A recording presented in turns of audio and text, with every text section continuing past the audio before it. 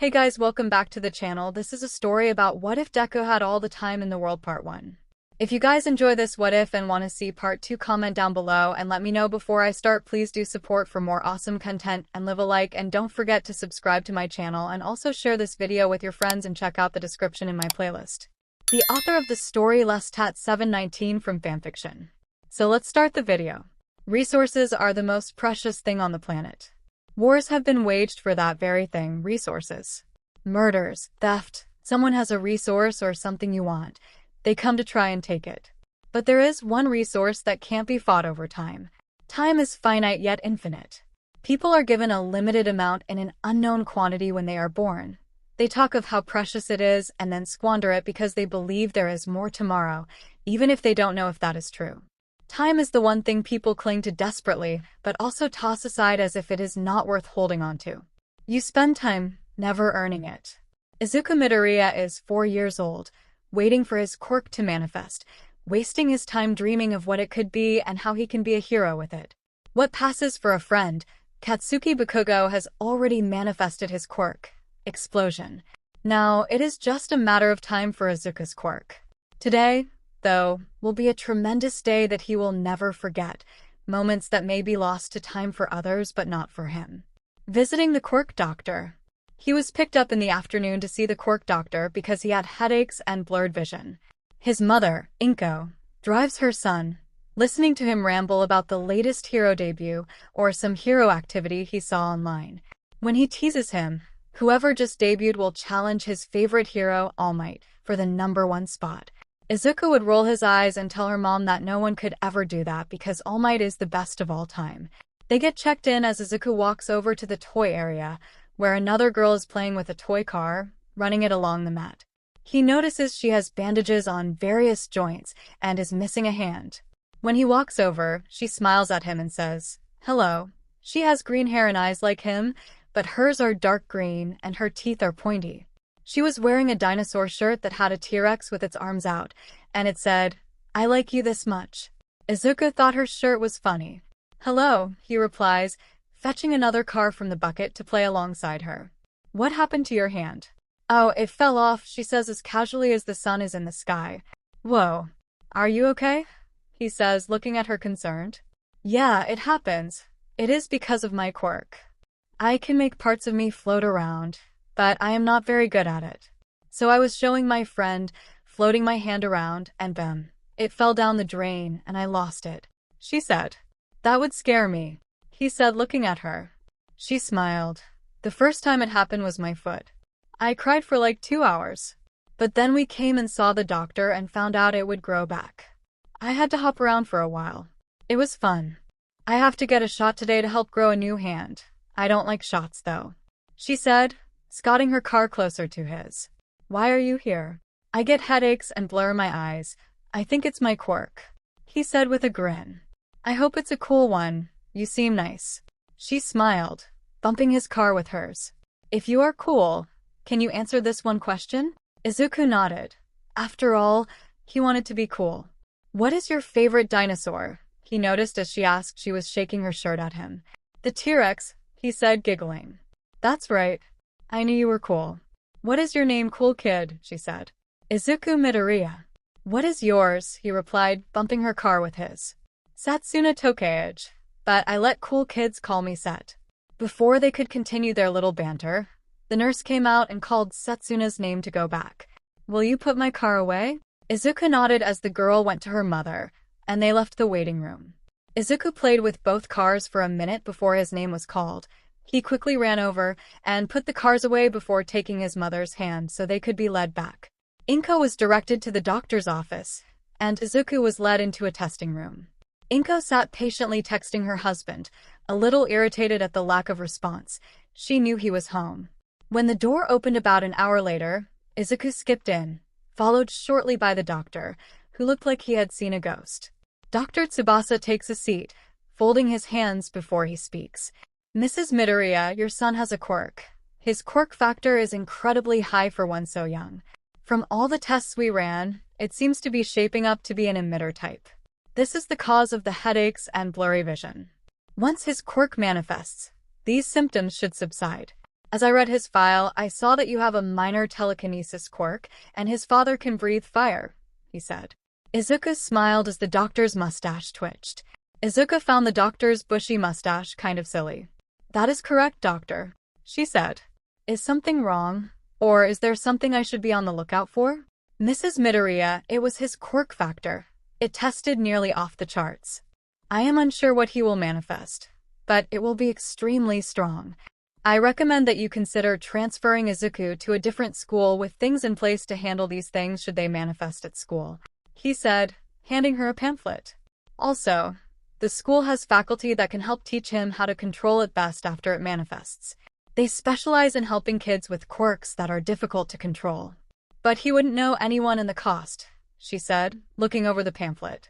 The school looked very nice, but the young lady your son was playing with in the waiting room attends that school, and they offer financial aid and scholarship possibilities.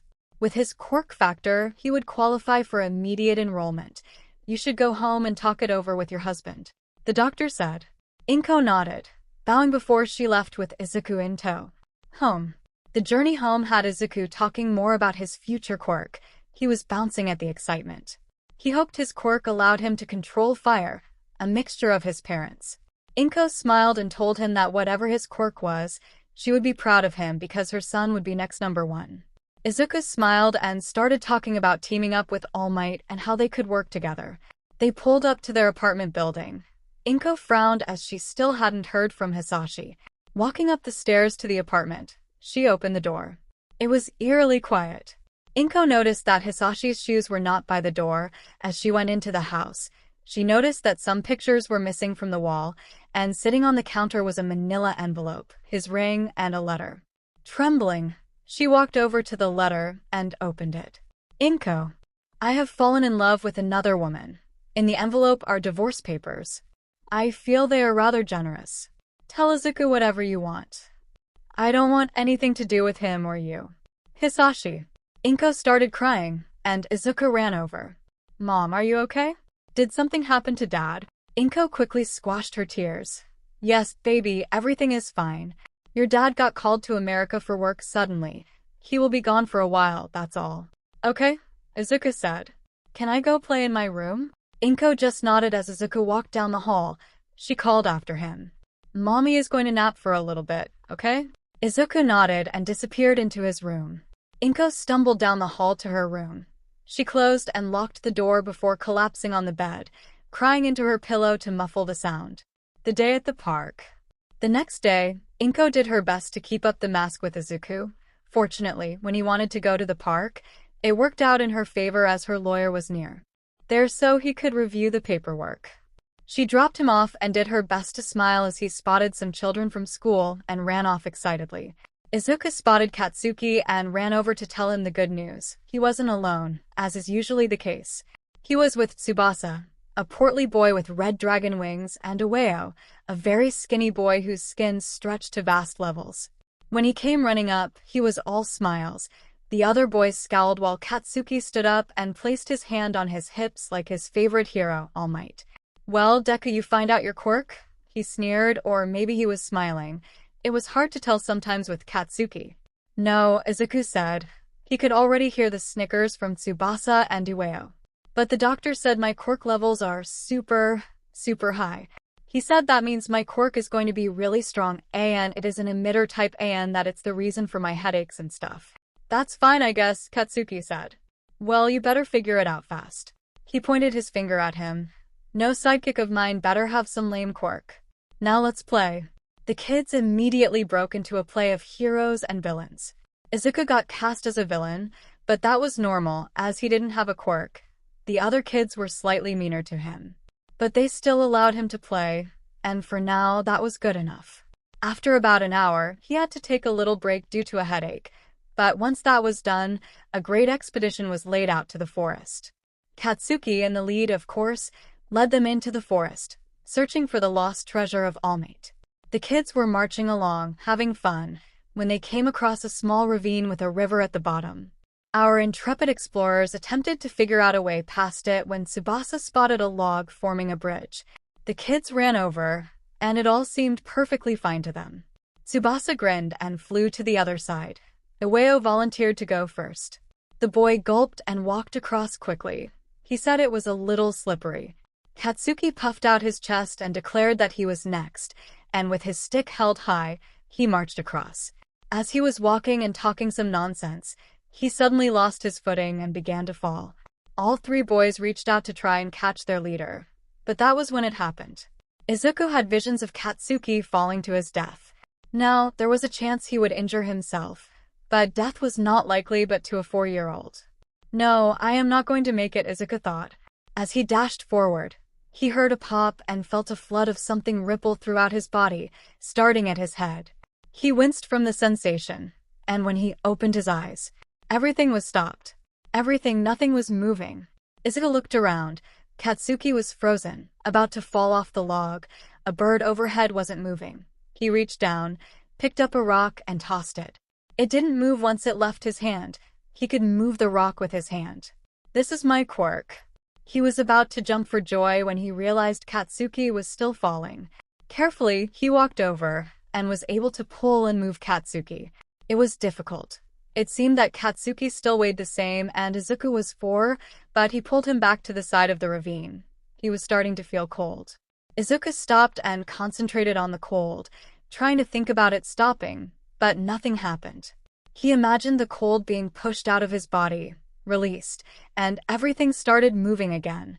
As the rock flies, the bird moves, and Katsuki topples over on the grass. Izuku was jumping around like a madman, pumping his fist. In the corner of his eye a number appeared, 108. Katsuki was lying in the grass. He had lost his footing and was about to fall off the log when suddenly he fell onto the grass, and Deku was jumping around like an idiot. What the hell? My quirk? It was my quirk. My quirk came in. Izuku yelled. I saved you from falling into the river. I did it. I got my quirk. Izuku, out of breath, shivering, collapsed on the grass, smiling like an idiot. Katsuki's eye twitched at Deku, claiming he saved him, but something had happened. What happened, Deku? Izuku sat up and started to explain excitedly, but when they got to the actual part about the quirk, Katsuki's eyes got wide. You stopped time, he yelled. Izuku just nodded his head vigorously. No way. 𝗬𝐽 yelled. Once the boys were back on the same side of the river, they demanded that he prove it. Izuku thought hard. Then he snapped his fingers as he had an idea. The rock. He could move it, and when he threw it once time started, it went flying. Okay, look at the ravine. I will stop time and throw a bunch of rocks. When it starts, you are going to see them all fly. The other boys nodded. It took Izuku a moment to trigger it again, and when he did, he jumped around again before remembering what he was supposed to be doing. The cold started building again. He could feel the ache in his bones. He released it once he had thrown about 10 rocks. The boys were standing there when rocks suddenly appeared before them and flew into the ravine. Their mouths were all agape as Izuku was standing there smiling, shivering. That is fucking awesome. Katsuki yelled. You will be the best sidekick ever. No, Izuku said, smiling. I am going to be the best hero ever. Damn right, Katsuki said, grinning.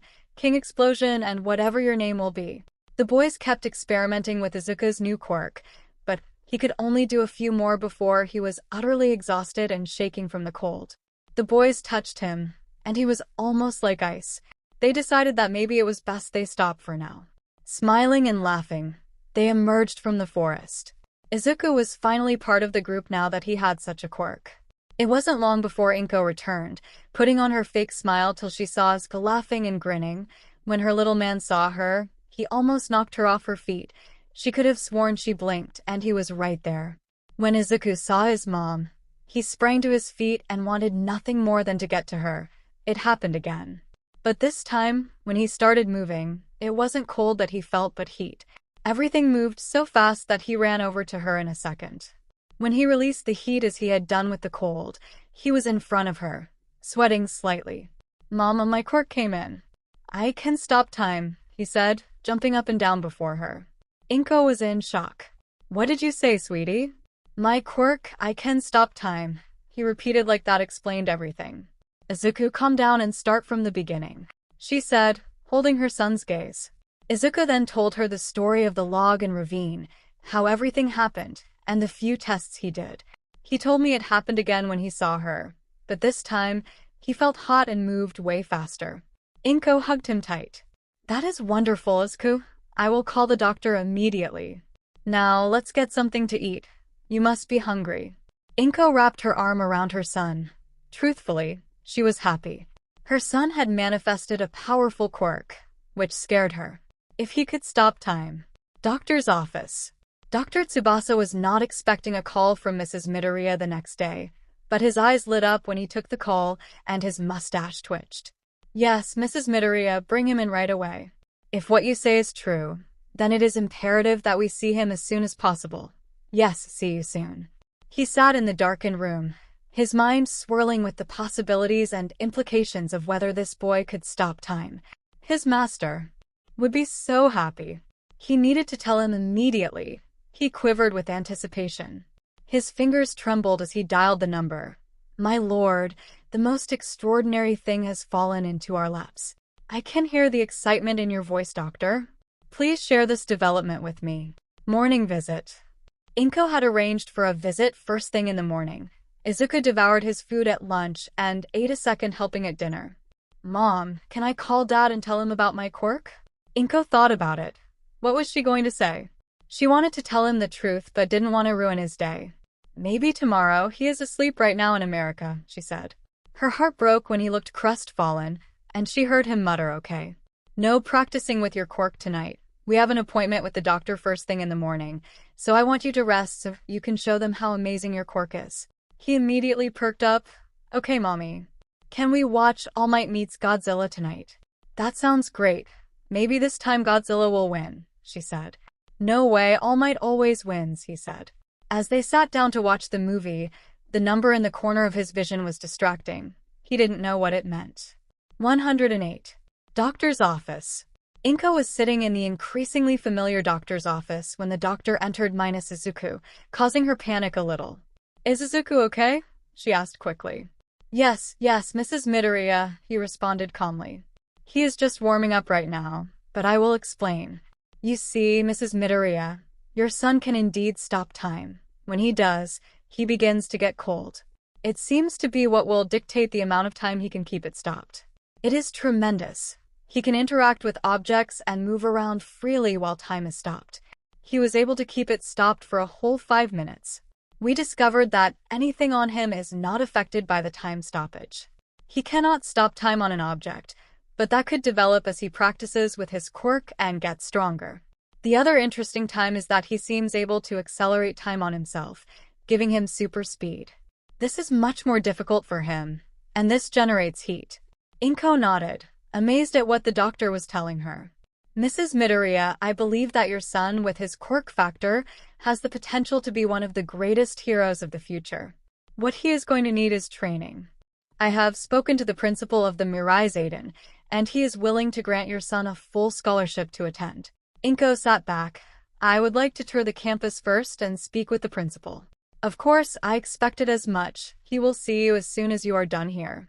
Izuku came into the room soon after, wrapped in a blanket. He smiled at his mom and snuggled in when she hugged him tight. She felt so warm. Marai Ziden. The campus was beautiful, with perfectly manicured landscaping that gave it an air of sophistication. Security greeted them at the gate, and after she provided her ID, they were allowed entrance. When they came to the front of the main building, they were greeted by a beautiful blonde-haired woman with blue eyes. She bowed, introducing herself as 𝗬𝗎𝗓. She was the personal secretary for the principal, and she was going to give them a tour as he was finishing up a meeting. Thank you for seeing us on such short notice, 𝗵𝗃 said, bowing. Izuku followed his mother's lead and bowed. Think nothing of it, she said with a dazzling smile. You must be Izuku? Yes, ma'am, he said. Now, if you would be so kind as to follow me. She then took them on a tour of the main building, which was toured briefly, as it wasn't until Izuku entered high school that he would find himself here. 𝗵𝗃 was surprised as the woman pointed out that the campus had everything from preschool to high school and boasted a 99.8 graduation rate and university admittance. They also had an excellent track record for preparing students to take the entrance exams for the hero schools. She walked them across campus to the preschool where Izuku would be attending should he join them. The building was very nice, and as the kids were at recess, Inko sent Izuku to play while she talked with the teacher. Izuku was looking around at all the kids when he spotted a head of familiar dark green hair. "Set," he called out. He was thrilled when she turned around. He waved at her, frantically running to her. "What are you doing here, cool kid?" she said. "My quirk came in," he said, vibrating with excitement. "Really? That is super awesome. What is it?" she asked. "I can stop time." "What now, freaking way? That is so cool. That means you could have a recess for like forever," she said, a look of longing in her eyes. "Or art class," he said, his voice full of wonder. "Can you stop time for others?" she said hopefully. "No," he said, feeling like he let her down. "But the doctor says that with practice, maybe one day." "Then that's cool. Are you going to start coming to school here too?" "I think so. I was scared at first, but then I saw you and I wouldn't be alone." He smiled at her as he said it. "That's right, I would be here for you," she said, returning his smile. "Now let's go play. I will introduce you to my friends so when you come here, you will have friends." "Okay," he bounded off after her. Mrs. 𝗧𝗪𝗔 led them to the principal's office. When she opened the door, a tall man was behind a large oak desk. The side of his brown hair was white, but he didn't appear to be very old when he stood up. He was over 6 feet tall and strode over to them with a smile. He looked to Mrs. 𝗧𝗪𝗔. "10 minutes, sir," she said, backing out of the room. "Mrs. Midoriya, it is a pleasure to meet you. I am 𝗧𝗪𝗏, the principal and founder of this academy." He bowed. "I am so sorry I couldn't greet you when you arrived, but thank you for taking the time to visit us today. And you must be Izuku?" "Yes, sir, thank you for having us," he said, bowing. Inko was relieved he remembered his manners. "Yes, Mr. 𝗧𝗪𝗏, thank you for meeting with us. You must be very busy." "Think nothing of it. I am always busy. But once I heard of this young man, I had to take the time to meet you both. Let me be frank with you, Mrs. Midoriya," he said, gesturing towards a couch for them to sit. Once they did, he sat in a leather armchair. "The world of quirks is fantastic, with many people across the globe possessing many wonderful and amazing quirks. Time manipulation or anything to do with time is extraordinarily rare, with only 𝗧𝗏𝗏 having a quirk tangentially related to time. The ability to stop time, though, never heard of. Nowhere in the world, to my knowledge. I want Izuku to attend this academy, so we can help him become the great person his future holds for him. We can help offer guidance in understanding his quirk and learning what it does and how it works. We can also provide him with a proper education for whatever career he wishes to pursue." "What do you want to do, young man?" "I want to be a hero like All Might," he said proudly. "You can do just that with your quirk and proper guidance," the principal said, beaming. "We have 27 licensed quirk counselors to help in every way possible. He will also be surrounded by some of the best and brightest that Japan has to offer.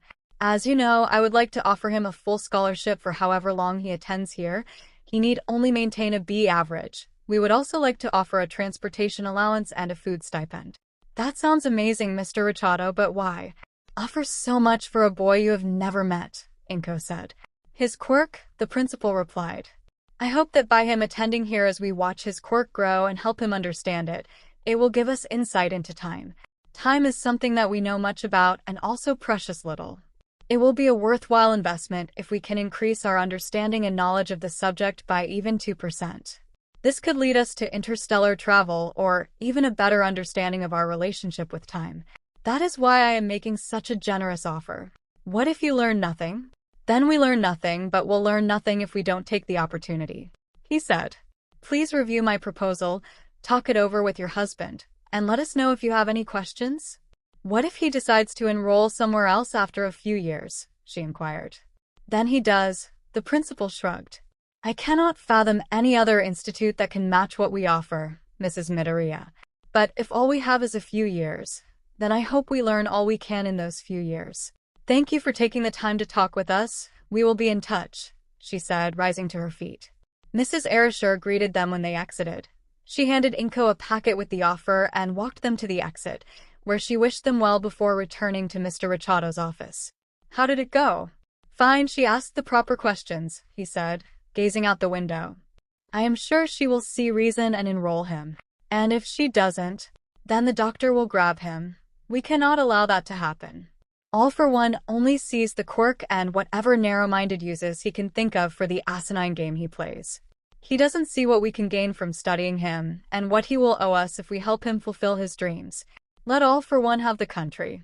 I will take the galaxy. Now, who is the next meeting with? He said. The 𝗧𝗪𝗎𝗍, she responded, setting a file on his desk. Apparently, their daughter has quite the amazing quirk. The truth. It wasn't hard saying goodbye to his classmates. 𝗵𝘃𝗀𝗏 teased him about running away because he was so great. But there was no more teasing him, though he was tired and cold after school from having to demonstrate his new power. It is hard to convince 4-year-olds that you can stop time.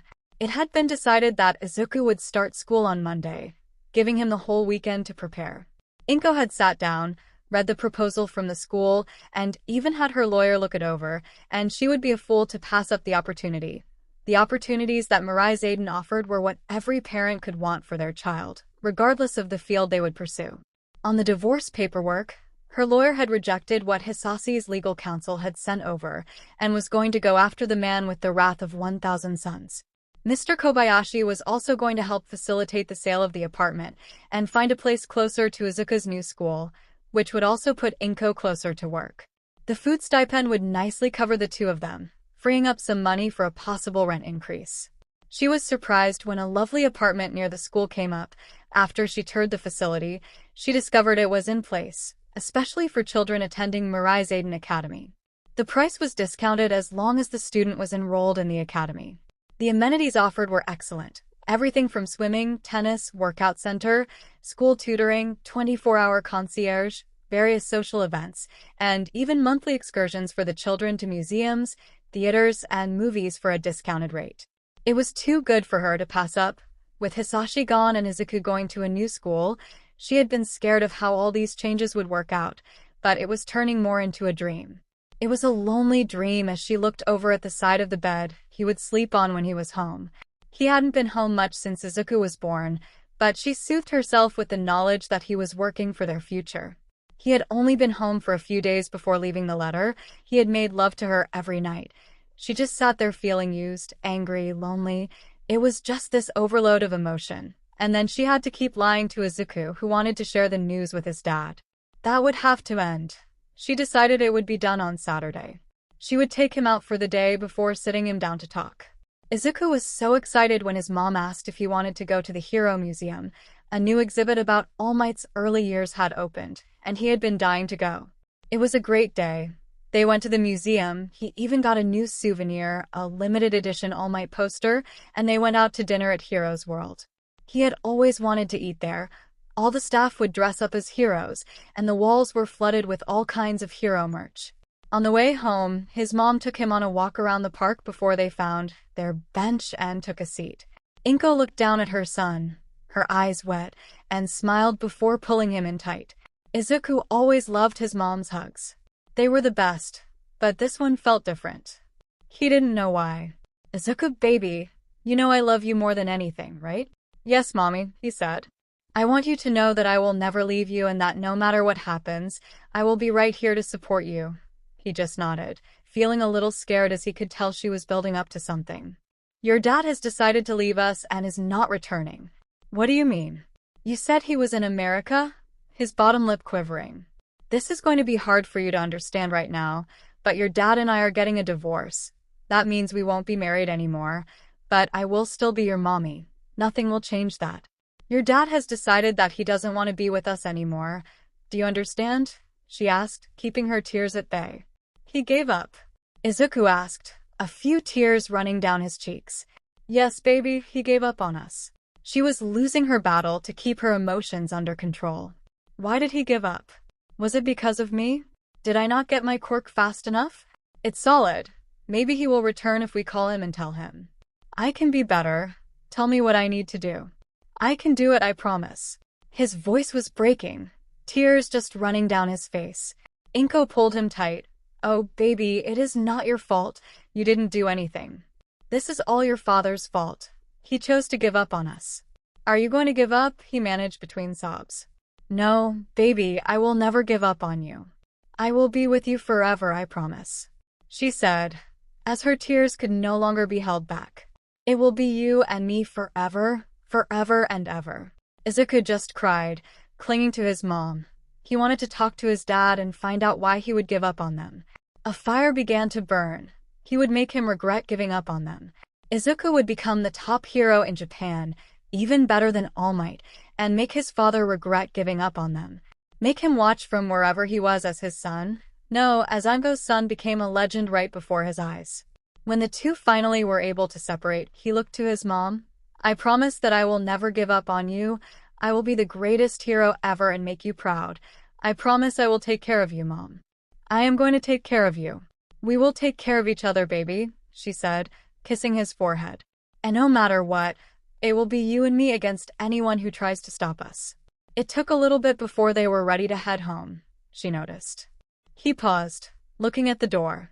You don't like living here anymore, do you? No, he said.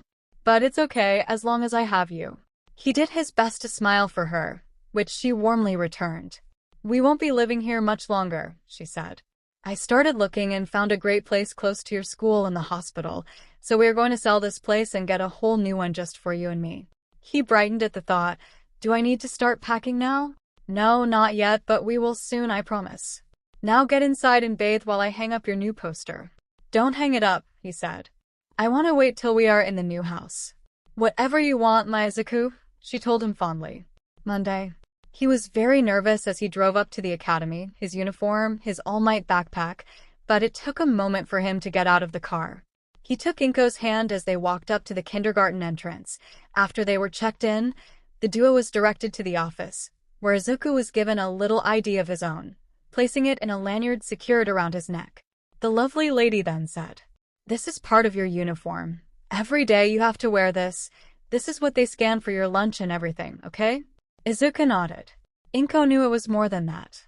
The lanyard contained a chip that read while the children were on campus so they could be located at all times. It scanned them in the morning and out at the end of the day. If the sensors picked up someone without a badge, it would immediately set off the warning system. It might have been a bit extreme, but as the academy attracted children from the upper crusts of society and diplomats' children, the extra security was necessary. Not to mention the children with fantastic quirk potential like her son. Parents could even download an app to check where their kids were on campus. 𝗏𝗏 noticed that the academy was very technical heavy. Still, it seemed to all be supplemented by a human presence providing any parent this invisible wall of security and peace of mind. They hugged as he went to join his class, and she walked back to her car. She sat there for a few minutes composing herself before heading to the hospital for her shift. Izuku fidgeted as he waited to be called to be introduced. He was surprised and happy that he wasn't the only new student waiting as a little girl with black, slightly spiky hair pulled up in a ponytail and black eyes that looked just as nervous as him. Is this your first day, too? He asked. She let loose a small eep before turning to look at him. Why yes, my name is Momo Irizu. Pleased to meet you, she said, bowing quickly. I'm Izuku Midoriya, and it is nice to meet you too, he replied, bowing. It's my first day too. Do you want to be friends? You want to be my friend? She asked, seemingly shocked. He said, nodding his head. That way we won't be lonely at recess or lunchtime. We can sit with each other and play. Do you not want to be my friend? I have never had a friend before, she replied. And I would like to have someone to play with and eat lunch with. Yes, I would very much like to be your friend. The teacher assistant watching this exchange just smiled and did her best not to laugh or giggle. Children had this way of connecting that adults didn't have anymore. It was all so simple for them. You knew, I'm new. Do you want to play? And that was it. When they were called in and introduced to the class with their practice lines, Izuku's smile widened when he saw Set in the back of the course, waving her arms frantically in case he couldn't see her. When Izuku and Momo were directed to their seats, he ended up sitting in front of Set, and Momo took an empty chair to his left, next to the windows. As soon as recess was declared, Set, who was about to explode, jumped out of her seat and started asking Izuku questions. When he introduced Set to Momo, the green-haired girl looked at her and raised an eyebrow. Is she cool? Set asked. I am sure she is, he said. Okay, Momo, if you want to be cool, you must answer one question. Momo gulped and nodded nervously. She didn't know what being cool was, but it seemed necessary. What is the best dinosaur ever? Izuku frantically squibbed the word Trex on a piece of paper and held it up over Set's head. Momo had already started to answer. I like the Brontosaurus. She paused, seeing the paper Izuku was frantically waving. But the Trex T-Rex is the best? Okay, you cool, we can be friends, Set said, smiling before she grabbed Momo and Izuku's hands and pulled them out to the play yard. Momo got the introduction to the cool kids as they started up a game of tag, Izuku being it as he was the new kid. While running off to chase the other kids, he noticed a boy with two-toned hair sitting under a tree, looking lonely. Izuku walked over. Hey, do you want to play with us? The boy looked up at Izuku. I can't, he said. I'm not cool. I don't like dinosaurs. The boy seemed so sad. Well, I think that's okay. Do you want to play with us? I do, but Setsuna said I couldn't, he replied. Zed and Ko came looking for Izuku as no one was being chased. Izuku, why did you stop? Oh, why are you talking to him? He isn't cool, Zed said. But he wants to play and looked sad, Izuku replied. But the dinosaurs? Zed whined. Momo walked over and looked at the boy sitting, looking so sad. I'll play with you, Momo said, touching his shoulder, and so will Izuku. He is nice, I promise. Yup, I will play with you, Izuku said. Come on, Set. Fine, he can play, but he isn't one of the cool kids, she said, crossing her arms and looking to the side. Now, what is your name? Not cool kid. Shoto Todoroki, he said, smiling and getting to his feet. But I can make ice? Doesn't that make me cool? Wait, what? Show us. Set's demeanor changed. All the other kids gathered around. Shoto concentrated hard and created a ball of ice in his hand, to the oohs and ahs of the kids. It suddenly became a game of showing your quirk and not tag. Momo was following when she lifted her shirt, revealing her tummy. It began to glow, and a Russian nesting doll suddenly popped out. It was when she told them that later, once she learned more, she could make almost anything like shirts or shoes, even a cannon. Set, of course, picked up her head off her shoulders like a dulla hen, cackling loudly. Momo's initial scream quickly put an end to it till Set was able to explain her quirk. Izuku was bouncing up and down, almost vibrating with excitement till Momo made the fatal mistake. Do you have a question? What followed was a torrent of words that strung together at such a rapid pace that almost this wall of speech formed from his mouth and bombarded the three with questions about their quirks. Well, they thought he was asking questions, but none of them were sure. In fact, he talked so much that he fell back and passed out for a moment, making all the kids scream. Once he caught his breath, he sat up like a vampire rising from their crypt. Is that your quirk talking fast? Shoto asked. No, I can stop time, he replied, trying to figure out how he ended up on the floor. Wait, you can stop time? Momo said. That is amazing. No kidding, Izuku, that is awesome, Set added. How does it work? Shoto asked. I don't know, I just know when I do it, I start to get cold and I have to stop. He followed up with his rock demonstration to the wonder of the kids. Shoto bit his lip before touching Izuku's shoulder, lightly activating his fire. Quirk. Wait, you have two quirks? Izuku yelled. All the other kids turned and looked at Shoto in wonder. With a mumbled response in the affirmative and a nod of his head, I don't like to use the fire part. I only like the ice. Why? Izuku asked. You don't have to say if you don't want to. My dad pushes me hard. We train every day and I don't like using my fire and it makes him upset. My older brother is also mad at me and I don't know why, he responded, wiping a few tears. I just want to be the hero that saves people and makes them feel safe. Then you should do that, Izuku said. I'm sorry, I know I want to be a hero too. I want to be a hero that never gives up, that will always fight to save people. I think it would be cool if we could be heroes together. I would like that. I want to be a hero too, Momo said, smiling at the two boys. I want to be a great hero and keep everyone safe. Yo, don't forget about me, Set said. I am going to be the bestest hero that everyone cheers for when I show up, 'cause I am going to beat the bad guy and save everyone. Soon, the other kids were chiming in with their hero dreams. Shoto looked at Izuku. Can I be a hero without using his fire? I am sure you can, but it would be silly, Izuku responded. Why only use one half your power? It's your power in the end. I can't tell you how to use it. Momo touched Shoto's shoulder. It is your quirk. Even if you had the same quirk as your dad, it is still yours. Before they could go any further, the bell rang, signaling the end of recess. As the group all walked back into class, Shoto said, Does this mean we are friends? Yes, everyone responded.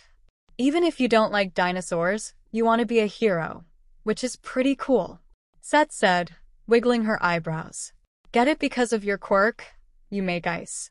The other kids groaned as they crossed the threshold into class. What? It was funny. Set then proceeded to try and explain her joke, which, as anyone knows, is never good. End of the first day. Momo climbed into her seat in the back of the limo. Her driver, Aoi, closed the door. The little girl sighed.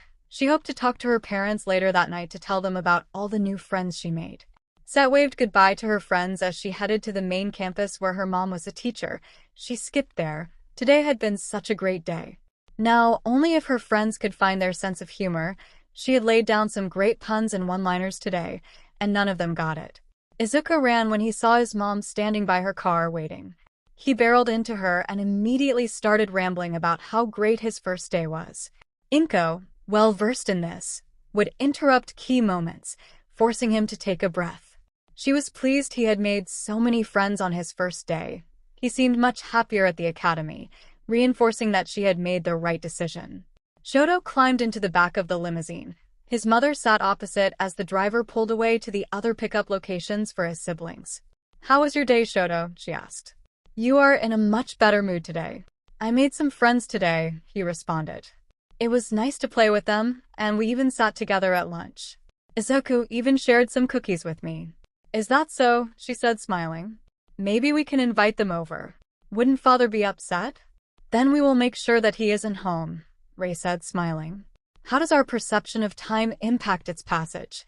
As a child, events like birthdays and Christmas seem so distant, and it takes forever for them to return.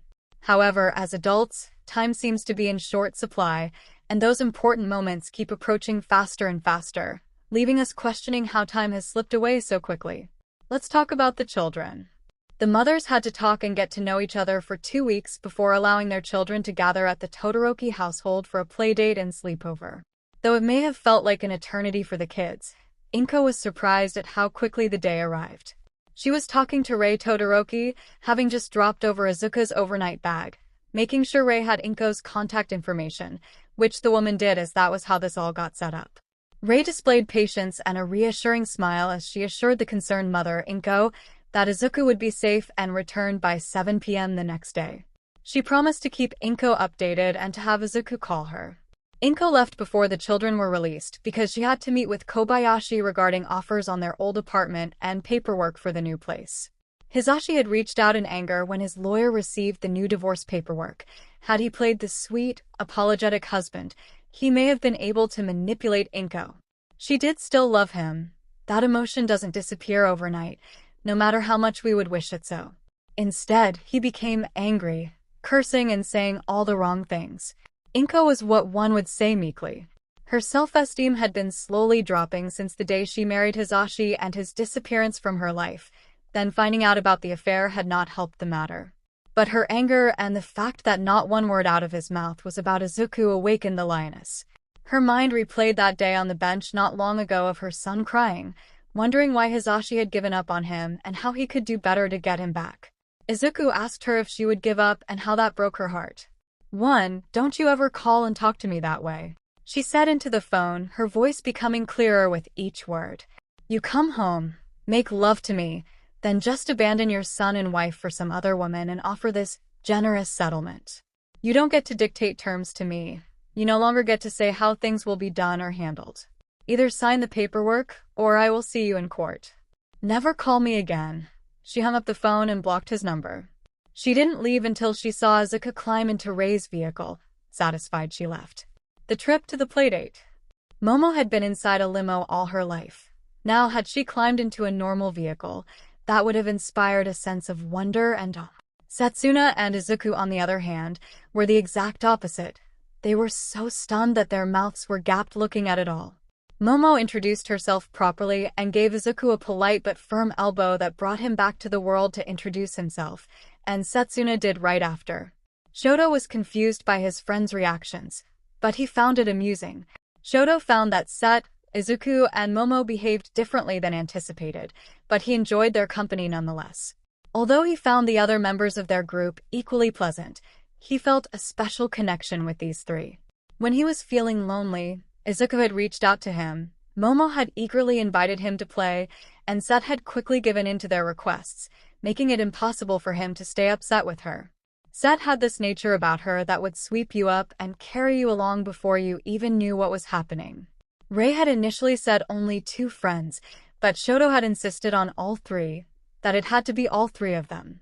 He wondered how his siblings would react to his friends. Izuku, who tended to be nervous, felt uneasy as the Todoroki family entered the car. Natsuo was the first to climb in. He looked ready to say something, but his mother's glare stopped him from speaking. His hair was completely white, and he had gray eyes. He introduced himself in a rehearsed and monotone voice, saying, "I hope you all enjoy your time at our home. If you need anything, please don't hesitate to ask." He then sat down and took out his handheld game console. "Is that the Omega Portable 10? Setsuna asked. "Yeah," he responded with a very can't-you-tell tone. "What you are playing," she said, moving to sit next to him. He rolled his eyes, but Ray's look stopped him from saying anything negative. "Fantasy's End, Alpha Watch 8. I have that one, I am in the last zone. Zola is a pain, but I have to grind up some before I take him on," she said. "There is no way you are on Zola," he responded indigently. "I haven't even gotten past Kree. He is like impossible." Set reached into her bag and pulled out her gaming system, but hers was green and had some dinosaur stickers. Of course, she powered it up and showed him her character. "You are probably using the wrong party. If you switch out the monk for the thief and have the hero dual wield, Kree is a piece of cake." "Why would I dual wield? That skill sucks," Natsuo said in shock, looking at her hero's stats. "'Cause dummy, once you get the skill to level 34, you unlock parry/counter, then you just go defensive, have the healer keep you full, the thief steals all of Kree's potions, and the trapper redirects aggro to the hero," she said, rolling her eyes. "Does that work?" he said, biting his thumb. "Oh yeah, just grind up the levels and you will see," she said confidently. They were lost in this little world where each one had the most intense looks of concentration on the screens before them. When Fuyumi entered, they both nodded in sync as a greeting, causing Izuku and Momo to giggle. Fuyumi seemed a little nervous as she greeted the rest of the kids. She had a head of white hair and tufts of red scattered throughout. All it took was a simple comment from Momo about how she liked the older girl's hair for them to start talking, Momo asking all kinds of questions excitedly like she was talking to a big sister rather than her friend's sister. As an only child, Momo had wild dreams of older and younger siblings and what that would be like. Last to join them was 𝗬𝗬. Like his siblings, his hair was white, and he rolled his eyes, taking a seat. A nudging from his mother got him to introduce himself at the very least. After his introduction, he crossed his arms and stared at the window. Izuku felt like somehow he got cheated. Set and Momo had made friends with the other siblings, but 𝗬𝗬 ignored any question that came his way or supplied simple answers. Izuku shrugged and instead focused on Shoto. Soon, the two were whispering about heroes and laughing.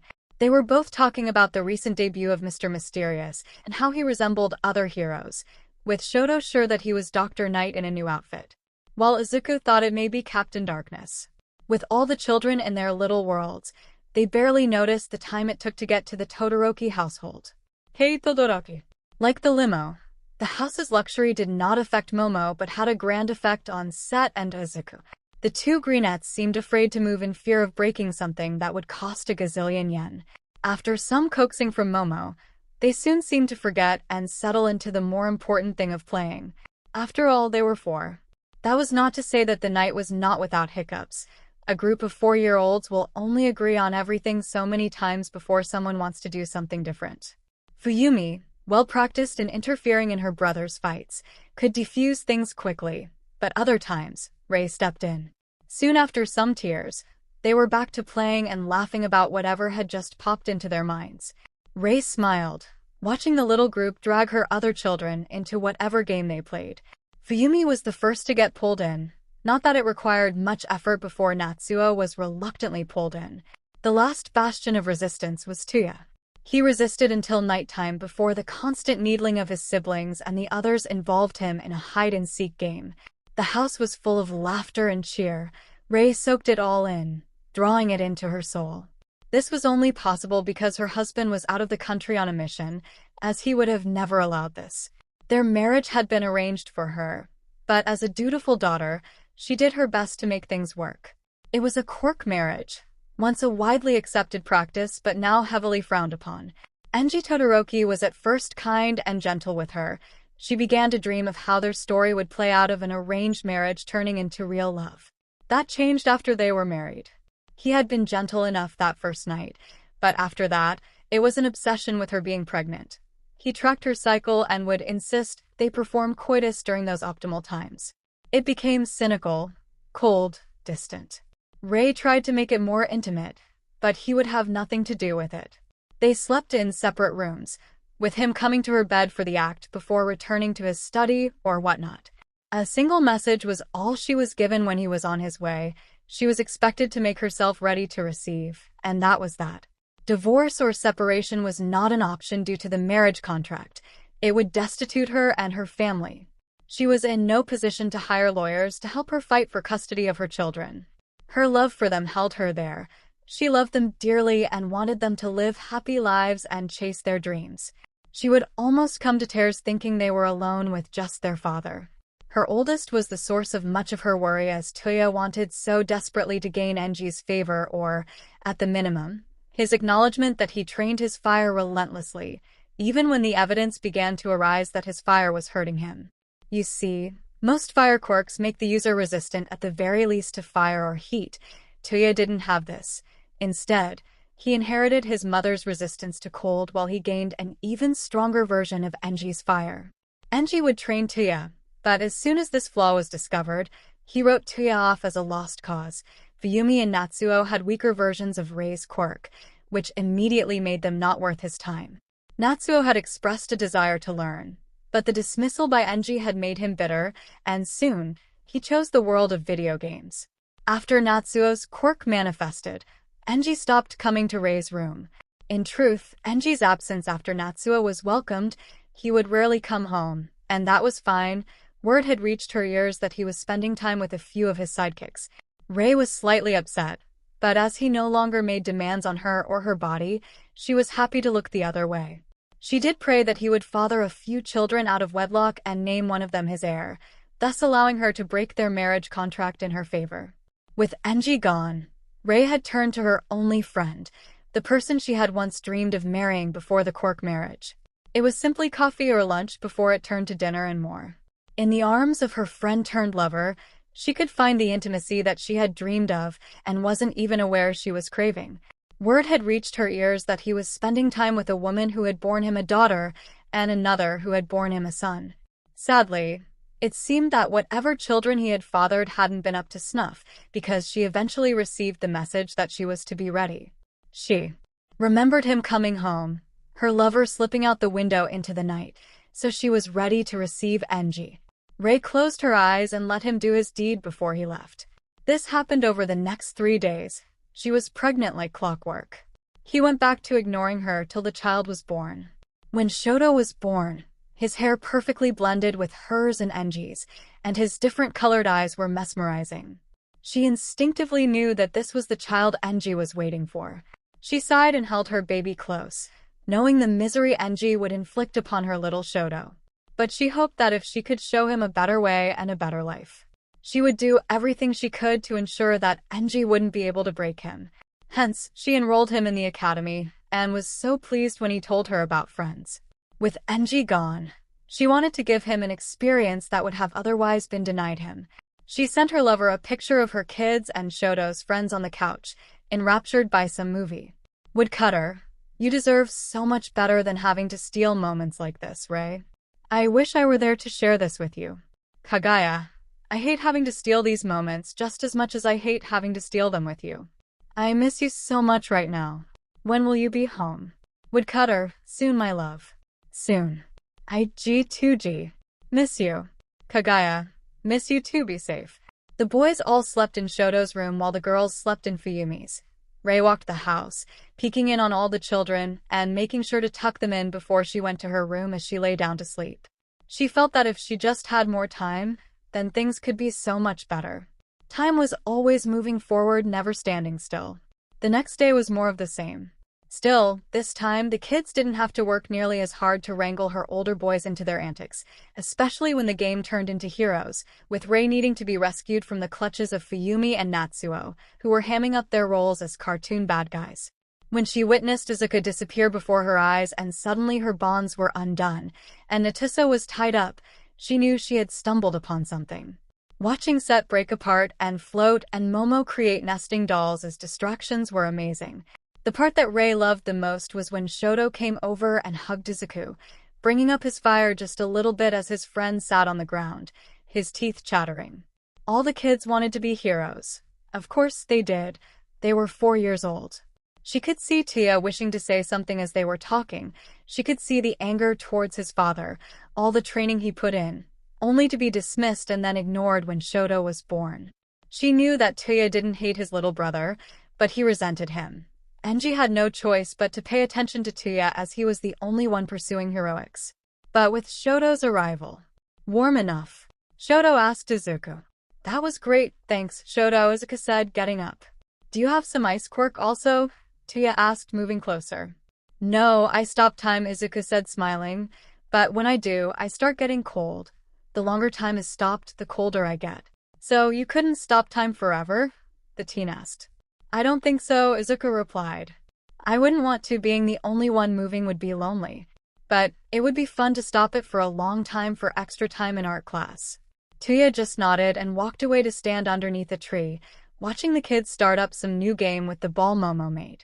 Ray walked over to her son and leaned against the other side of the tree. How come he gets everything? Tia said. Father's attention. Little friends to be heroes with. Is having your father's attention all the good? She countered. He doesn't show Shoto affection or spend special time with him. Instead, he drills him as he does you. You mean did? Tia responded, the bitterness in his voice present. I just wanted to matter to him, but... Tia, Ray said. Nothing matters to your father besides a stupid fantasy that will mean nothing except to him. What does it say that your father couldn't accomplish his goal and had to hoist it onto his children? Do you want to be a hero, Tia? 𝗲𝗵𝗃𝗲, he said, wiping away a stray tear. Why do you want to be a hero? She pressed. Look at your little brother and his friends. Why do they want to be heroes? Because they are 𝗲𝗵𝗲, he sighed. Everyone wants to be a hero when they get their quirk. Even 𝗬𝗏𝗧 and 𝗵𝘃𝗍 also wanted to. That is how it all starts, Tia. Then they grow up and things change. They change, the world changes, or the person they looked up to changes. Or we begin to see them for what they are. Ray said, reaching around the tree and taking her son's hand. If you want to be a hero, then it has to be for your reasons. Not your father's, not mine, but your own. You are risking your life. It is your life, Tia. You want me to quit? He whispered. If you want to quit, then I will support you. If you want to keep going, I will support you. But you need to find a better way, Tia. You are hurting yourself, trying too hard to be like him and not like yourself. She gently squeezed his hand. I am not hurting. Tia, I am your mother. Try lying to someone else. She tugged him into a cool embrace. If you want to stick it in the face of your father, then become the #1 hero your way, not his. I love you. Tia, 𝗵𝘃𝗍𝗍, Natsuo, and Shoto all love you. Don't let that bastard destroy you, or the hero you dreamed about being when you were 4 years old. He won't like any of that, he said, hugging her back. Then we will just have to make sure not to tell him, she whispered. Tia sat in his room that night, pencil curled between his upper lip and nose, leaning back in his chair. What kind of hero do I want to be? Shoto lay in his bed, drifting off to sleep, a smile on his lips. Today had been an almost perfect day. It just hadn't lasted long enough. He was sad when his friends had to go home, but knowing he would see them again on Monday soothed that ache. Lost in dreams of playtime and heroic adventures, he promised never to let his friends go and that he would be a hero they could be proud of. Ray sat in her garden, staring at her phone. She had started and deleted the message several times. Kaguya, I want out. The moon is too lonely. I can't let him destroy the children anymore. I want to be with you. Please help me. Woodcutter, I told you all you had to do was ask. Thus began a dangerous game. Ray was going to save her family and herself. Now, she just needed the time to pull it off. How do you change how you have done something your whole life? You try to find a better way, or at least a different way. That better way lay in the depths of the internet. A beast that Toya wasn't as adept at taming but knew someone with a skill he could trust. He turned to Natsuo. "Hey, little brother, I need your help," he said from the doorway. Natsuo was stunned. Toya never came to ask him for help. Not that they didn't get along. They didn't get along like that. It was more of a, "Hey, Dad is making us move this thing, lift the other end." Toya was always training or in his room, playing games most of the time. He figured it was a lifting and moving kind of thing, so he shrugged and set his game down. Better to get it taken care of before the Oni came home and started his rampage. "Fine," he spat out, exasperated. "Follow me." Natsuo just nodded and followed his brother. He was expecting to be led to the dojo or any other part of the house, to be honest, not to his brother's room. When he entered, he got slightly nervous when Toya closed the door and played music. He wondered if Toya knew it was him who had eaten his pudding. Sweat beaded on his brow, and he replayed his crime, wondering what evidence he had left. "So, what do you need, Toya?" he said, trying to sound calm but screaming he was guilty of something. "Look, this isn't about the pudding." Natsuo visibly relaxed, then tensed again as his brother knew about pudding. "I need your help with something on the internet. I need you to help me find someone, or maybe it is something." "Okay, like, are we going illegal here?" Natsuo asked, confused but honestly excited. "No, nothing illegal. I know you can find things faster than I can. I want to find out if there has ever been another hero out there that gets hurt from using their quirk," his brother said quietly. "His name is Ignis," Natsuo said quickly. Toya looked at his brother, shocked. "He is either old or dead now. No one knows. However, he wrote a book that is hard to find and is in Italian. I may not like the old man, I may not want to be a hero anymore, but you, my brother Toya, why didn't you say anything?" "I started to, but you told me to shut up." Natsuo looked his brother in the eyes. "I got mad, so I walked away. I'm sorry, Natsuo, but I want to be a hero. I won't do it his way. He doesn't even care anyway. But I want to buy my hero, despite him." Toya looked at Natsuo directly, pausing for a second. "If you want to be a hero, you should do it your way." "But my quirk isn't that strong," he protested, looking down. "And I have no one to help me." "I will help you," Toya said, crossing the distance between them and placing his hand on his shoulder. "We need to do what we want and how we want. We won't be in his house forever, and I don't want to live in his shadow." "What if he gets mad?" Natsuo said quietly, reluctantly. "Then he will just have to make sure not to tell him," Toya said, hugging his brother. Natsuo stiffened briefly before returning his brother's hug. A gulf had developed between them, a slow widening chasm. It was closed in this moment. They held each other for a moment, each fighting back a few tears. Kaguya and the woodcutter. "Are you sure about this?" the woodcutter said, her hand slipping below the coat rack to take Kaguya's. "I am," she whispered. "I can no longer sit back and let him destroy my children. That is what he is doing. His actions will push them to a place I don't think I can bring them back from." Shoto's little friends managed to do more for him in the short time they have known him than that man has ever done. "I love you. Once we start, there is no stopping. I don't want to stop. I want to be free. I want them to be free." She squeezed her lover's hand. "I love you too. I had to walk away once. I must hide you now. I don't want that. I want to sleep in your arms and wake the same way. With all that I am and will ever be, I am yours." The woodcutter whispered back. "I have to get to work. They will notice if I am gone too long. Then go, but hurry back to me once you are able. I await your return." Kaguya said. They squeezed hands as the woodcutter left the store. Inko walked out in a daze. She had just received a promotion. She had put in for it a while ago, but it had been so long that she thought the position had been filled.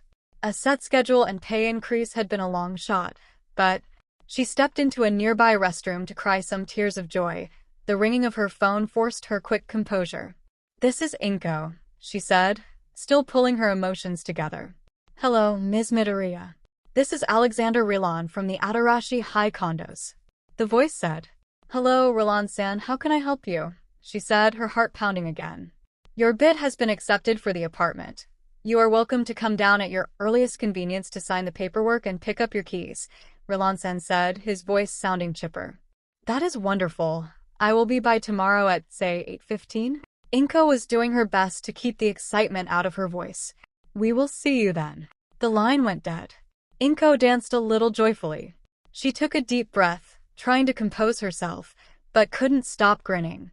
No, she just needed to sell the old apartment, and that phone call came later. Marai Ziden Academy.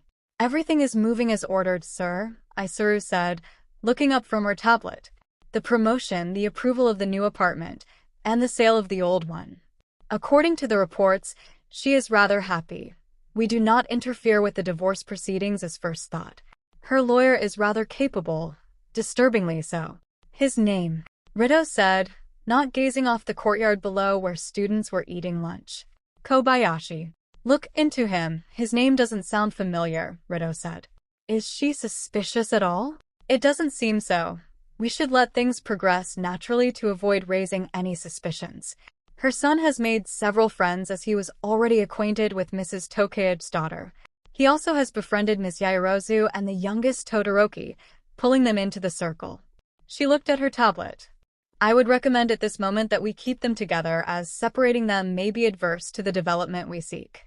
The doctor, being kept at bay, he no doubt isn't fooled by our covert actions. It doesn't matter. We can't have another failure like Shigaraki, he said. And if he insists, she said, holding the tablet behind her. Then we remind them that this is a mutually beneficial relationship, and we can end our part anytime we choose. If he needs a demonstration, send the signal to disrupt their network for a few minutes. We should begin to mobilize our forces for a rapid response. All for One is likely going to throw a temper tantrum. He looked down at the students again. Make sure he understands that I do not suffer fools. Yes, sir. Time. Everything has a cost. Nothing is free. That cost beyond anything monetary or physical is time. Time is part of the cost for all things in the world. You spend it constantly, even when you don't consciously think about it. The Midoriyas. 𝗵𝗃 and Izuku were all smiles as they packed their apartment. Izuku was happy that some of his mom's co-workers surprised her by showing up to help them pack. He was glad to be leaving this place, to move on from everything that reminded him of that man. 𝗵𝗃 was surprised when Izuku told her he wanted to get rid of some of his All Might toys, but she soon realized that they were presents Hisashi had sent or given him. The ones her son was confident his mother had gotten him cut.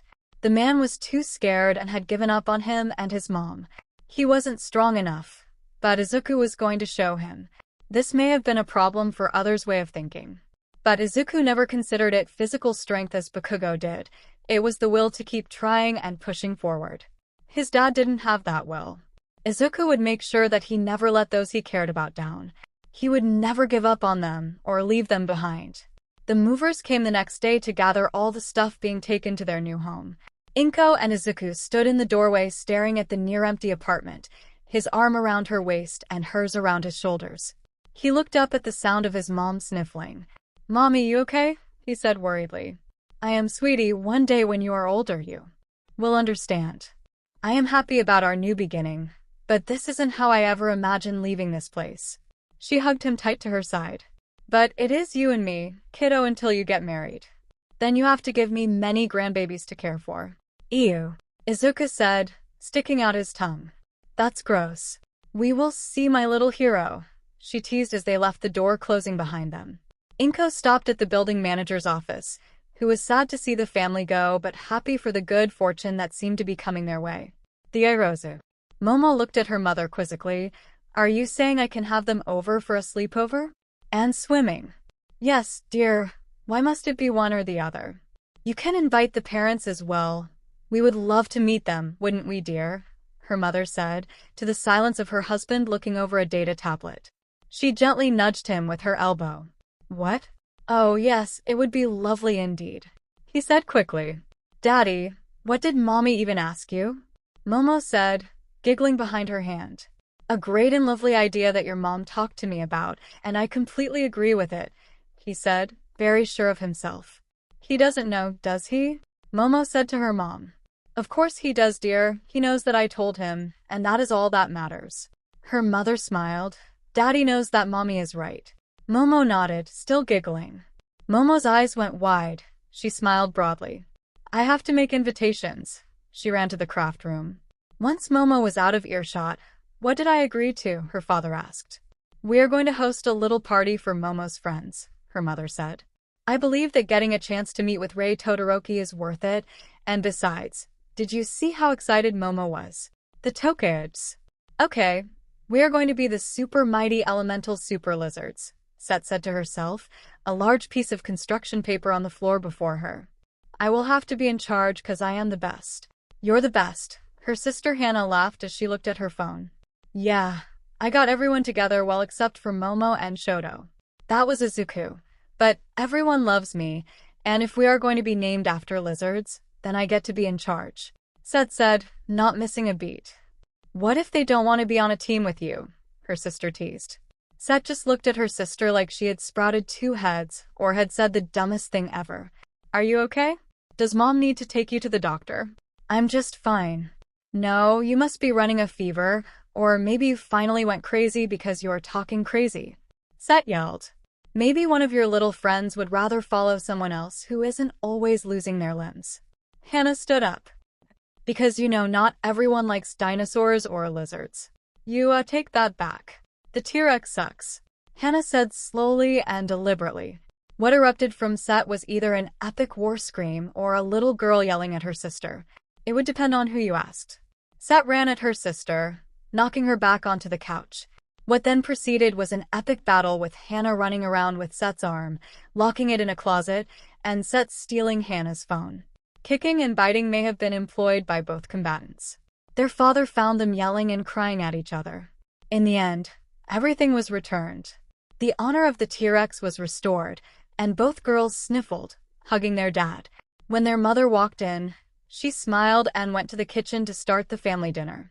What did the doctor say today, Daddy? Set said as she tried to see if she could physically merge her cells with her dad.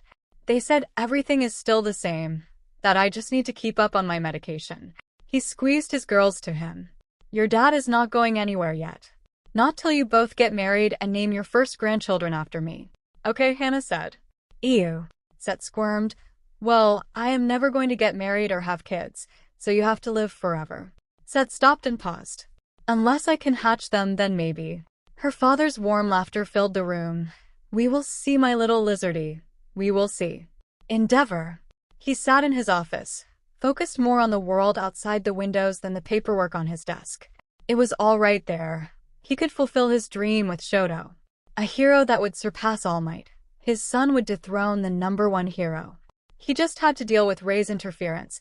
She kept telling him that he was driving Shoto hard and that he needed to be allowed to be a child.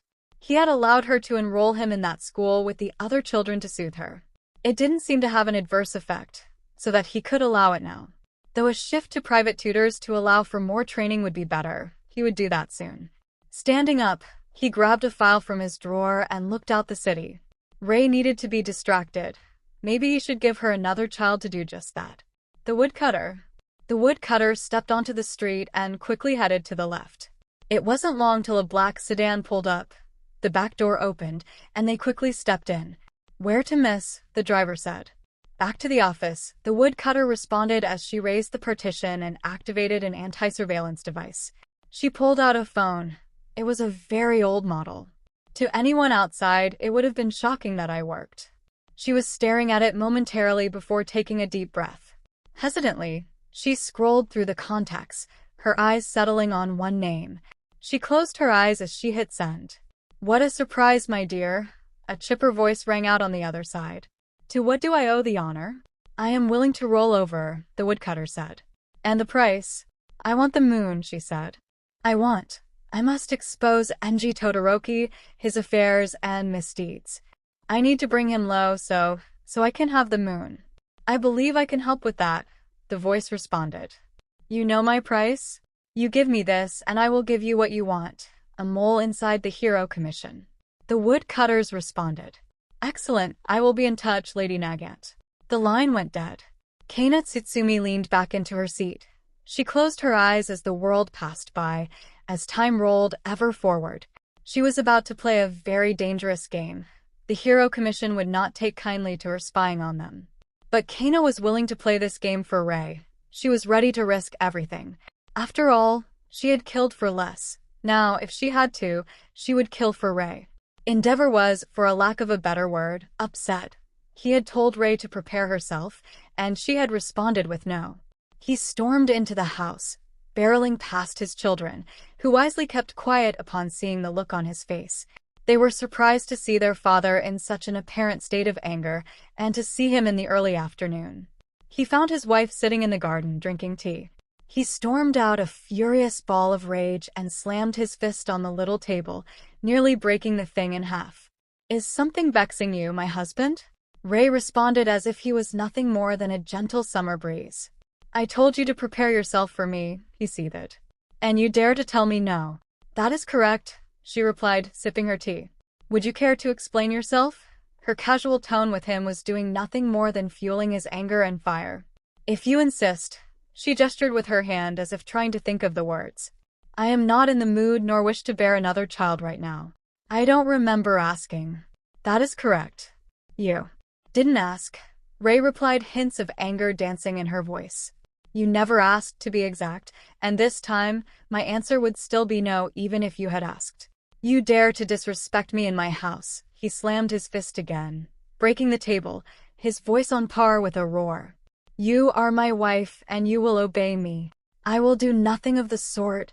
She rose from her chair and faced him. "I am your wife, not your slave and not your broodmare. If I ever desire to have children again, I will bring the subject to you then. Until then, do you not have an agency to run? I have to prepare dinner for the children." 𝗧𝗏 went to walk past him, but he reached out and snagged her arm. "When I return home tonight, you will make yourself ready for me." "You are hurting my arm," she replied as his fire flared. So suddenly did her ice, making him release her arm as frost overtook his hand. "I will not, and if should you feel otherwise, you will find a cold reception waiting for you." She looked down towards his crotch. "And remember." She walked back into the house. He exploded in rage, scorching the garden before storming out. Once he was in his car, he was seething. He needed some release. "Hello, it is me. Are you available?" "Good, I will be there soon." 𝗬𝗓𝗏𝗄𝐿. Quirks are amazing. According to some, they would be called bullshit. Livewire was in the latter category, depending on who you asked. Aside from being a brilliant hacker, his quirk allowed him to shape change into almost any object. A chair, a seat, a wallet, a woman's purse. He was a cold, ruthless killer and one of the best assassins on the planet. He had morals in his way, a set of rules he lived by. He had been in the game so long that he could decide who he worked for and when. No one even alive knew what he looked like. He had infiltrated 𝗵𝗃𝗻's agency. He was on the man's wrist. 𝗵𝗃𝗻 was a piece of work, but he wasn't dumb. Livewire had to give him that. He didn't keep his essential files on the servers at work. Most of them were not even digital. The main problem is that 𝗵𝗃𝗻 didn't throw away files and clean up after himself like he should. Reading his files on all the women he investigated for a quirk marriage and the reports had been, shall we say, not fun. But it was through these files he kept that Livewire found Mistress Number 1. Her name was Frost. A tiny-time hero but a fantastic figure. Her hero career was cut short when she overexerted her quirk while keeping a building from collapsing, which required 5-point contact, and lost part of a few fingers. Now, more contact, no more quirk, no more heroics. 𝗵𝗃𝗻 came in like a man who cared, thanking her for her noble sacrifice and helping to make sure she was okay after such a traumatic ordeal. Frost fell for him hard, and he used that, stringing her along, using her to the tune of 2 children. When the first didn't produce a fire quirk, 𝗵𝗃𝗻 managed to play it off. After all, there was still the second, and that one didn't either.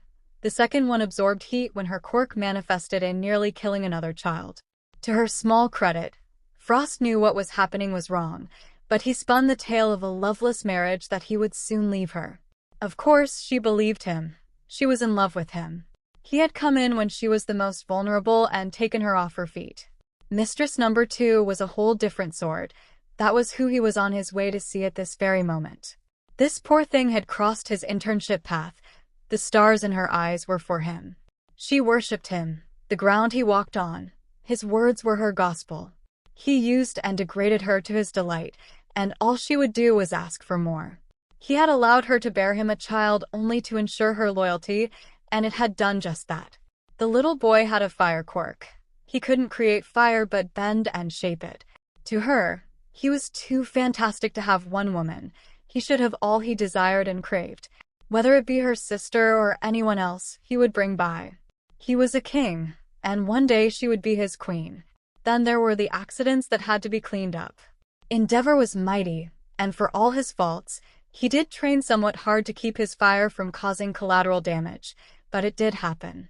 He would pay to make it go away while him and the hero commission.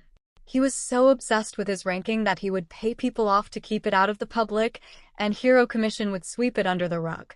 The tighter and the more obsessed you become with something, the more your rational thought fails you in what you are doing. It was akin to trying to hold water in a clenched fist. The pool party. 𝗵𝗃 had been stunned when little Momo approached her after school and handed her an invitation to a pool party and sleepover for Izuku at her house. She could tell the charming little girl was both excited and nervous. The homemade invitation put it all over the edge. She wanted to swoop the little girl into her arms and hug her tight, but she knew that it would be highly inappropriate for her to do so. Of course, she RSVP'd right then and there. On the day of the event, 𝗵𝗃 seriously reconsidered her decision as she drove up to the 𝐎𝐻𝐢𝐽 estate mansion. 𝗵𝗃 wondered what she was honestly expecting. She saw little Momo climb in and out of a limo every day. It was the cutest thing in the morning. She would climb out immediately but adequately look around for her friends. When she saw them run some before remembering that she was supposed to be a lady and walking to join them, she was very fast but walking nonetheless. 𝗵𝗃 could already tell that she would be a beautiful young woman. Once through the gate, they pulled up to the house. 𝗵𝗃 taking a moment to check herself in the mirror. She could have been in her best clothing and still would have felt underdressed. The children were to have their swim party while the adults visited. Make connections, she guessed. She didn't know how much she could make a connection with the 𝐒𝐻𝐢𝐽 or the Todoroki. She was just the head nurse, but she thought she would make some small talk for a bit before going to watch over the children. As they approached, another car pulled up. Nice but not too nice, so 𝗵𝗃 breathed a sigh of relief when little Seth stepped out of the car, grabbed her bag and raced to Izuku. Seth froze, and the largest smile broke out when Izuku revealed a new t-shirt. It had a T-Rex with the little dino head grabber claws in its hands, and the caption read, "Now I am unstoppable." "I love it," she yelled, hugging her friend. "Let's go, Dino Buddies." She pulled him to the door. 𝗵𝗃 smiled, turning to Seth's mother. The woman had surprisingly large, upturned, dusky black eyes, long lower eyelashes, and a charming smile. "Seth, don't run," she said before bowing to 𝗵𝗃. 𝐒𝐴𝐵 𝗃𝗃. 𝗵𝗃 Midoriya, but please call me 𝗵𝗃, she said, returning the woman's bow. Then please call me 𝗓𝗃. Seth tells me so much about your little boy. The woman leaned in. If they were older, I would say she is quite smitten. 𝗵𝗃 giggled a little. I agree with how he talks about her. He talks about all his little friends, but your daughter, Momo, and Shoto are his focal points. I have noticed that also. 𝗓𝗃 and 𝗵𝗃 began to walk towards the house following their children. This place is so huge, I feel drastically underdressed. As do I, 𝗵𝗃 added. The two women laughed as they were escorted in. Much like 𝗵𝗃, Rei couldn't resist when Momo gave her the invitation. She had given her 3. One for Shoto, one for Fuyumi, and another for her and the boys. It was just this precious moment watching Momo doing her best not to be nervous. But, of course, Rei could tell that little girl was nervous being a mother herself. She informed 𝗵𝗃 that she was taking the children to go swimming. He began to protest, but he quickly stopped when she told him that it was at 𝐎𝐻𝐢𝐽 estate and that she would talk with the lady of the house while the children frolicked in the pool.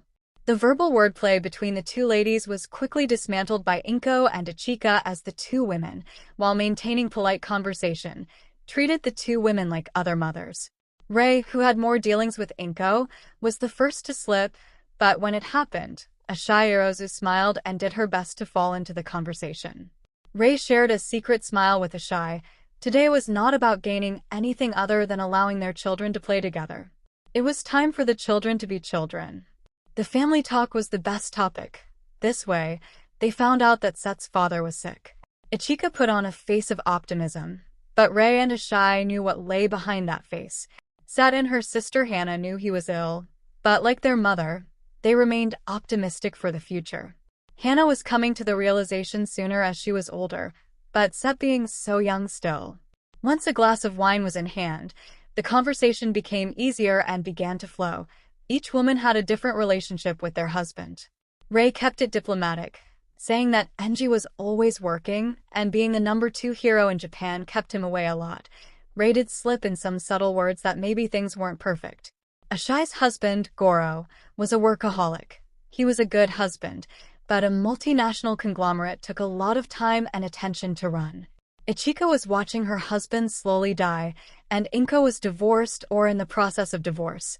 The children were having the time of their lives, with Momo doing her best to be a good little host before the fun of a party took over, and she did what all the kids did, and that was playing.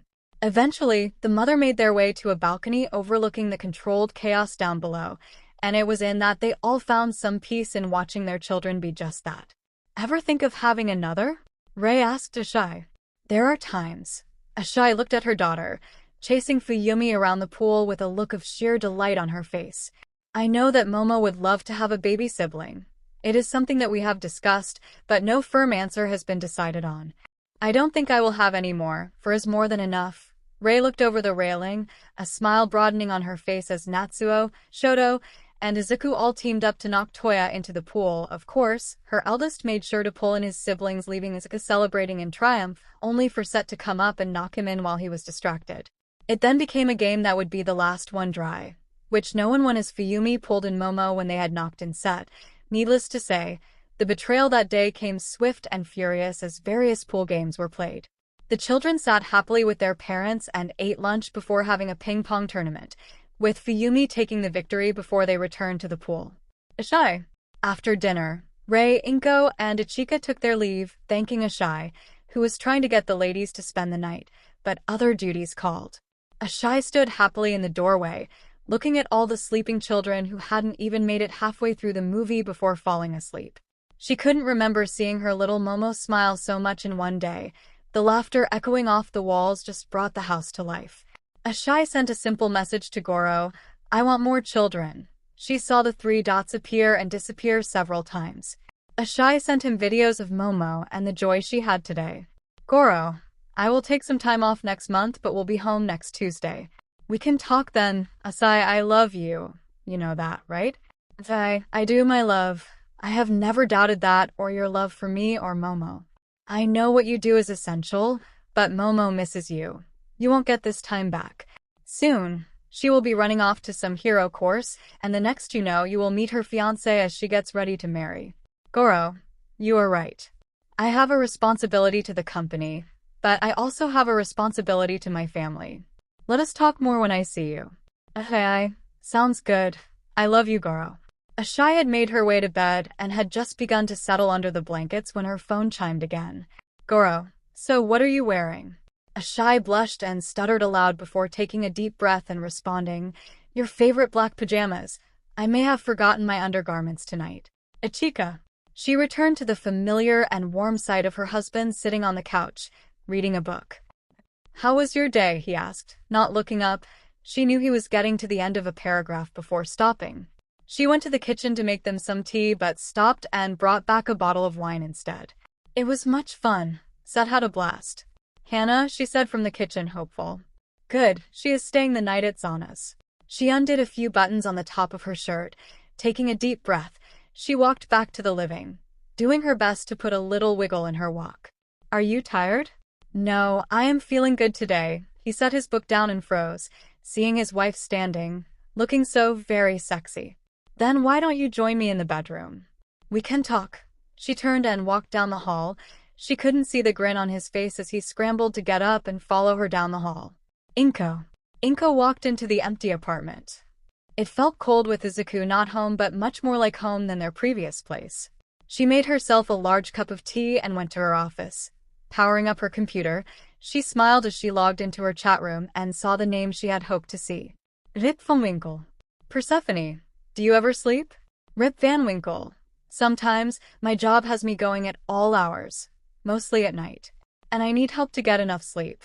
But that tea you recommended with a little bit of honey worked wonders. Persephone, I love it. It helps me so much when I get home late from a work shift and need to relax. 𝗵𝗃𝗏𝗡𝗄, that is right, you got a promotion recently. How is that? Persephone, great. It was so unexpected. But it is going well. The extra money and the more stable hours are excellent. I was happy to see you online. 𝗵𝗃𝗏𝗡𝗄, I have to admit I thought that I would hear from you tonight, as you said you had plans. Persephone, my plans are all wrapped up, so you have me for a few hours at least. So did you sit down and talk with your friend? 𝗵𝗃𝗏𝗡𝗄, Persephone, RIP, you need to talk to him. He probably doesn't know that he made you upset. If you don't tell him, you can ruin what you said was your oldest friend. 𝗵𝗃𝗏𝗏𝗡𝗄, I will talk to him tomorrow. Persephone, promise? 𝗵𝗃𝗏𝗏𝗡𝗄, I promise, let me message you back. I have to handle something. Persephone, okay, be safe. 𝗵𝗃𝗏𝗏𝗡𝗄, I will. 𝗵𝗃𝗏𝗏𝗡𝗄. He set his phone in his pocket and brought the binoculars up. There you are, scumbag.